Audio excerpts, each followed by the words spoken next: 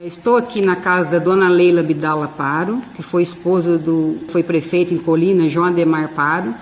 Ela vai contar um pouquinho da sua trajetória e durante a gestão dele como prefeito na nossa querida cidade Carinho.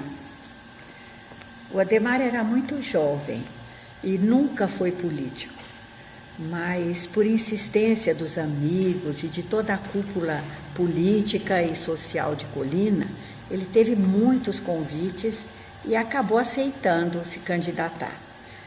Venceu com uma boa vantagem de votos que nos deixou muito felizes e desde então se dedicou muito ao seu trabalho, não só no que ele era dentista, mas o trabalho como dirigente da cidade. Ele era de 1933, então ele entrou na prefeitura em 64, ele ainda tinha 30 anos. Foi uma época um pouco difícil, porque em seguida veio a Revolução de 1964 e o país estava numa situação complicada e não havia também emprego, havia muita criança pedindo nas casas, muita gente revoltada. E uma das suas primeiras iniciativas foi montar na cozinha da Escola José Venâncio uma cozinha emergencial. Com a ajuda de toda a comunidade, dos comerciantes, fazia a refeição todos os dias e o pessoal ia buscar a sua marmita para acalmar, para o povo ter assim, pelo menos um pouquinho de lenitivo. E também essas crianças que pediam, que andavam pela rua, do meu lado eu consegui reunir as senhoras da cidade e nós fundamos o Clube das Mãezinhas. Era uma entidade que funcionava lá no lar paroquial, que naquele tempo era o padre José Figos. Ele deixou que a gente usasse e com a ajuda da comunidade dávamos a sopa à tarde para as crianças, mas juntamente com um pouco de orientação, sobretudo higiene, bons modos, religião, e tivemos a alegria de ver muitas famílias erguidas com essa nossa iniciativa. As mulheres ajudavam muito, eu não vou citar nome para não esquecer alguém, mas foram maravilhosas. Nós saíamos até com o caminhão uma vez por mês para eles darem o alimento. E assim foi fundado esse clube e durou muito tempo. O Ademar, pelo seu lado, ele tinha sempre a cooperação de todos e ele sempre foi muito cumpridor do dever e, embora fosse difícil, na quinta-feira à noite, pelo menos 2 vezes por mês, ele ia a São Paulo para conseguir os auxílios. E saía no trem às 7 da noite e voltava nas 6 da manhã do sábado e ainda trabalhava. Aquele tempo não havia remuneração, não havia auxílio de combustível, não havia o carro para disposição dele, nada disso. Tudo isso foi do nosso bolso. Havia necessidade de levar pacientes para Ribeirão ou para Barretos e era tudo com o nosso carro, sempre com um funcionário da prefeitura. E tudo isso foi feito com muito carinho, com muito amor. E ele procurou sempre fazer essa parte, não só a parte administrativa realmente, mas procurou sempre ver o social. E a gente viu muitos frutos, muitas famílias crescerem, muitas famílias se emanciparem e até hoje há membros das famílias que falam que devem muito à atitude do Ademar. Ele na cidade procurou fazer muitas coisas, mas ele dizia: Leila, não vão se lembrar muito de mim, porque eu estou fazendo coisas que não aparecem. Ele mexeu muito na rede e esgoto Ele mexeu muito na captação de água e ele também, naquela época, hoje acho que acontece isso novamente, mas na época ele sanou aquela avalanche de água que descia ali embaixo do pontilhão. E canalizou, captou a água e resolveu muito. E a cidade tinha um ponto que dividia ao meio.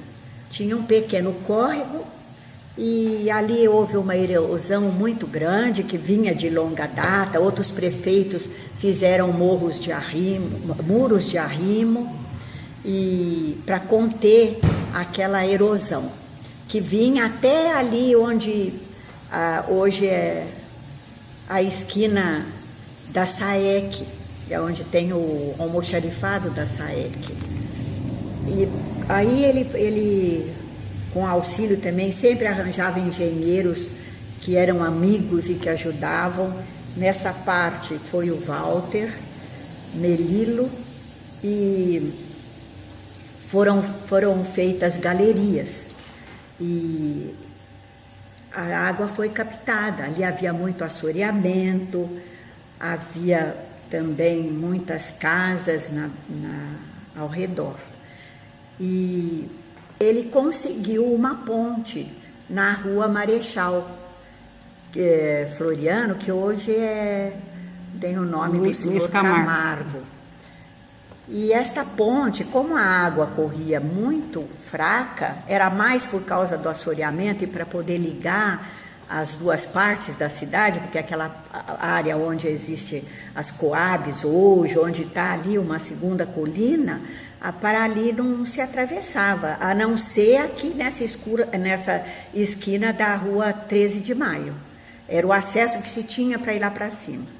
Mas naquela época havia era chácara, muitas coisas assim. Depois é que urbanizou. Até a ideia dele ali era fazer a rodoviária e fazer ali uma praça, uma área de lazer. Mais tarde, a sua filha, depois na administração do Tô, porque outros prefeitos também continuaram. O Antônio Dyer continuou com as galerias. E aquilo ali foi tudo aterrado. E quando o Tô pegou a administração, ele conversou com a Débora, que estava no final da arquitetura, e ela uniu o seu trabalho final, que deveria ser feito, ao desejo do seu pai. E fez ali o projeto para o parque, que hoje se chama Parque Débora Aparo. Mas a ideia dela, a princípio, era Parque das Acácias.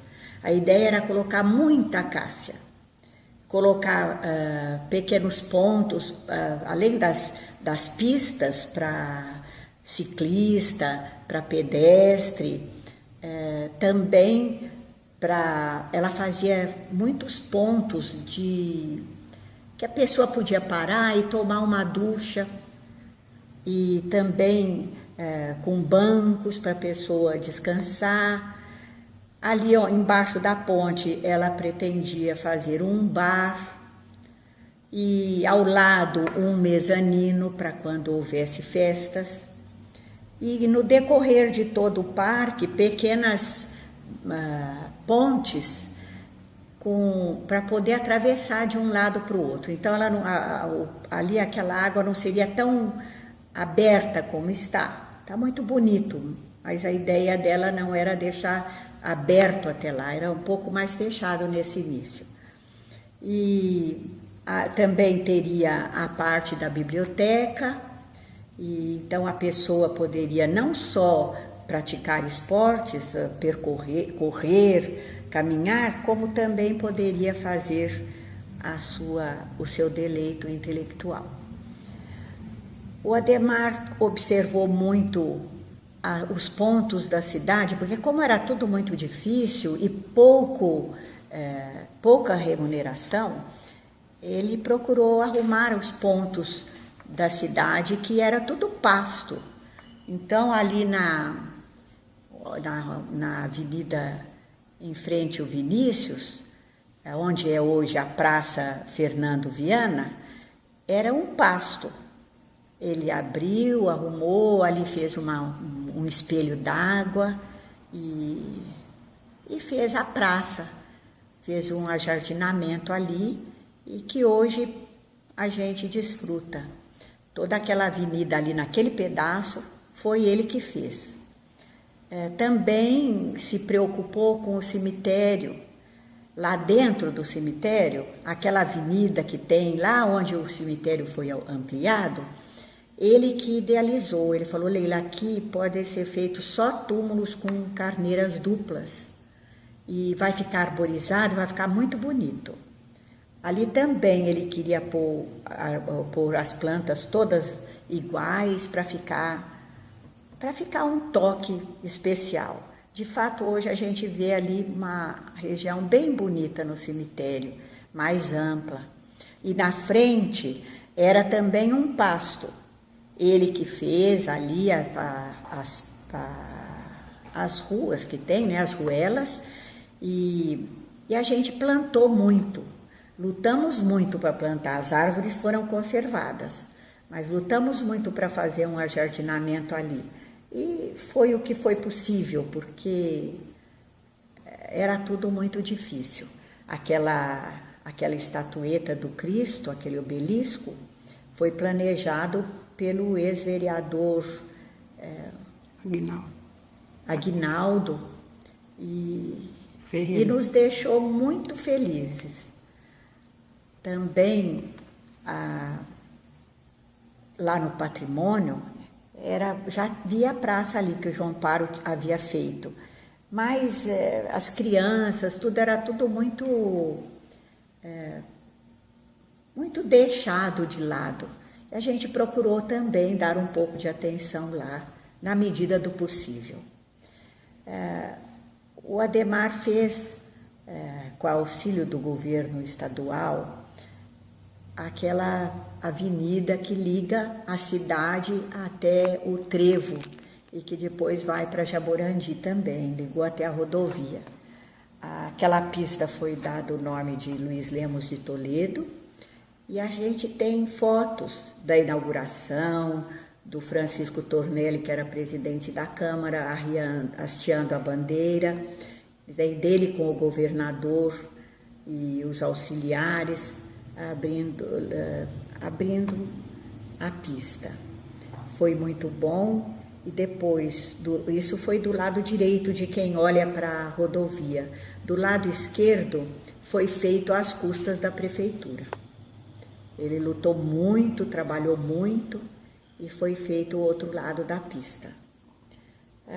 A Biblioteca Municipal também, o Mário Basso que projetou e que era amigo também, então não cobrava nada, e conseguiu do seu Elis Vaz de Almeida que desse todo o custo para a construção. Por isso foi colocado o nome do seu Elis. E ficamos muito felizes porque ele sempre gostou muito de ler. E a nossa casa era muito frequentada pelos estudantes. Nós temos coleções que os livros quase se acabaram, porque eles pediam emprestado para ler quando não vinham pesquisar. Nós tínhamos alguns tipos de enciclopédias que eram úteis para os alunos. E ele ficou feliz em conseguir fazer a biblioteca para poder dar este apoio. Ele fez a escola técnica aqui, onde hoje é o SAEC. Naquela época foi muito importante, porque havia só até a 8ª série aqui. Então, aliás, tinha também o 2º grau, mas não um curso profissionalizante. Foi feita também às custas da prefeitura e foi com muita alegria que ele entregou isso para a cidade. Muitas pessoas saíram dali e até hoje são gratas, porque senão não haviam estudado. Hoje tem mais facilidade, tem ônibus, tem tudo. Naquela época não havia nada, então fizeram aqui. E na escola Lamounier, quando a gente olha para a escola, à esquerda tem uma parte com 4 salas de aula e havia ali uma cozinha, que foi a ampliação da escola, que ele conseguiu também, junto ao governo estadual. Ele conseguiu fazer escolas nas fazendas do município, fez na Fazenda Retiro, fez ali na Fazenda Estiva, e me desculpem, mas eu não me lembro das outras, mas eu sei que ele fez mais. E ele também foi membro do Rotary, membro fundador, ele foi presidente, ele também foi muito atuante neste setor.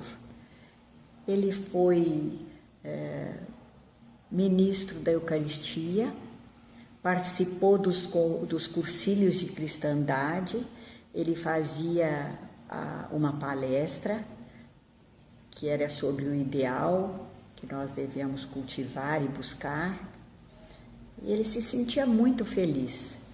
Ele recebeu 5 comendas pelo fato de ser uma pessoa pública, de ser uma pessoa culta, uma pessoa muito interessada para o lado da educação. Teve seus 6 filhos e sempre foi um pai presente, um pai zeloso, quis dar o que pôde de melhor para eles. E graças a Deus ele não viu, mas colhemos lindos frutos. Colhemos lindos frutos. Nossos filhos, 6, formaram-se, todos em curso superior, foram sempre bons alunos, no geral, né, deles. E hoje são ótimos profissionais, me dão esta alegria que infelizmente ele não pôde ver. Ele sempre se preocupou com a parte cívica, cultural e lúdica do povo. As festas de 21 de abril foram maravilhosas. Além de ter o desfile, que a gente se preocupava e procurava organizar muito bem, como a do João Paro também, o último ano dele foi lindo, nós procuramos dar sequência e colocávamos tudo na rua, o povo ajudava muito, o povo ficava muito feliz. E na parte da tarde, porque de manhã era o desfile, na parte da tarde, a gente convidava, nós fomos a Araraquara, vinha a polícia com os seus cães adestrados e faziam apresentações lindas. Tinha também a apresentação da Esquadrilha da Fumaça. Ele organizava gincana, teve gincana de carro. A gente fazia jogos à tarde. Não, havia sempre o jogo de futebol, tinha o chute inicial, que quase sempre era ele, mas também fizemos, em algumas tardes, jogos com as moças. Era um sucesso, porque o povo queria ver moça jogar. No 21 de abril, eu aproveitava a festa para fazer concurso de rainha, fazia almoço, o pessoal almoçava lá, esse dinheiro era para o clube das crianças lá. E à noite encerrava com a coroação da rainha e um baile muito frequentado, que era o final da alegria de todos. Foram anos maravilhosos. E o Ademar também procurava, assim, tudo que era de bom, ele procurava trazer para a cidade. Tudo que fosse enaltecer, tudo que fosse divulgar a cidade, ele procurou trazer e procurou ajudar. Foi bastante dedicado, não só ao seu trabalho, como à sua família, como à política, como ao povo colinense. Ele deixou a sua marca por onde passou. Ficou doente depois de alguns anos, teve a tristeza de perder a sua filha Ele esteve com ela, a gente acalentava os dois, mas ela foi primeiro. Isso foi muito triste para ele, porque ele já estava debilitado. Mas é a vontade de Deus, ele sempre muito resignado, nunca perdeu a fé, a esperança, o amor dentro do coração. Nunca se revoltou, perdeu a política depois, não ficou muito triste, mas não revoltado.